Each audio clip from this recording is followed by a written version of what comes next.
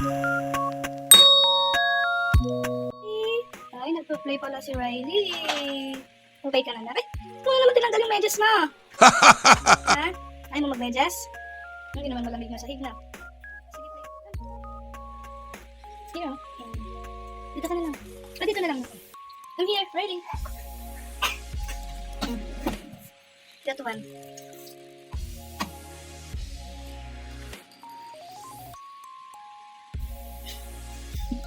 Hindi nga alam kung anong unahin niya. Kung yung milk niya ba o yung pancake.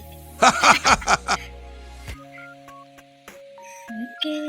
Eat ka na ng pancake. Yummy. Yay! Saan ka naman pupunta kay tatay mo? Si tatay mo. Good morning, guys! Bali, samahan niyo po akong magluto ng lugaw. Ayan, guys. Alam niyo po ba, ang aking gamit na bigas ay ang Japanese rice. Wala kasi akong malagkit eh. Ayan, bali, nagigisa na po ako ng bawang, luya, sibuyas. Kalimutan na, no? Bali, ginigisa ko na po yung paan ng manok, guys. Napakuluan ko na yan. Malambot na yan. Bali, ginigisa ko po siya para maalis yung lansa. Bali, ito po pala yung gustong-gusto kong nilalagay sa lugaw. Itong part po ng manok. Itong paan ng manok. Ewan ko po ba, gustong-gusto ko talaga ito. Ewan ko lang sa mister ko kung kakain siya. Feeling ko hindi. Ayaw kasi nga ito eh. Natatawa ko kay Riley. Nakabantay sa akin. Ano ba tong anak kong to? Niya, ang ganda ng damit ng baby ko. Oh, uy, ang ganda ng damit niya. Ay, ang ganda. Yan, yung mga laruan niya, guys, nagkalat na, hinahayaan ko na lang siya. Kaysa sa manood siya ng Cocomelon. Sige, magkalat ka dyan. Ay, ang ganda ng damit. Shabihan naman yan. Gusto niya yung ganyan, yung inuutoto siya. Pinupuri. Natatawa nga ako dito sa anak ko kasi hindi pa siya tapos pala. Oh, yan, in-enjoy niya yung damit. Cute-cute po talaga, anak. Ay, Diyos ko po, hindi pa pala tapos yung mga pasasalamin. Ay, naku talaga, anak.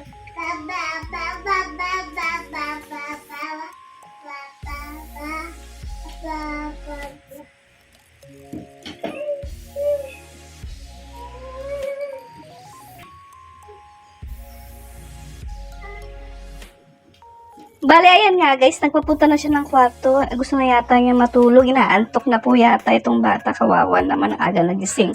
Sabi ko nga kay Mr. Ayusin niya yung paghiga niya kasi nakikita na yung laki ng tiyan niya. Ayan, nag-aantay na yung mga lalaban ko, guys. At pagkatapos niyan, ay isasampay ko na. Ito nga pala kami nagsasampay, guys, dito sa may harap ng bahay namin. Pagkatapos niyan, guys, ay nakapagluto na nga pala ako, guys. Di ko lang na-videohan.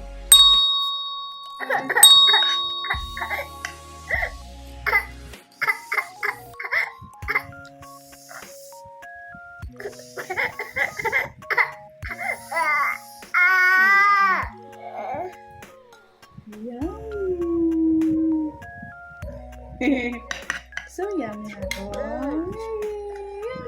Masama pa rin ang pakiramdam ni Riley, guys, kaya iyak siya ng iyak habang pinapakain ko. Ayun si Mr. tamang browse lang kung ano. Hanggang dito na nga lang, guys. Maraming salamat sa panonood po ninyo. Ingat tayo palagi. Bye! Good night po!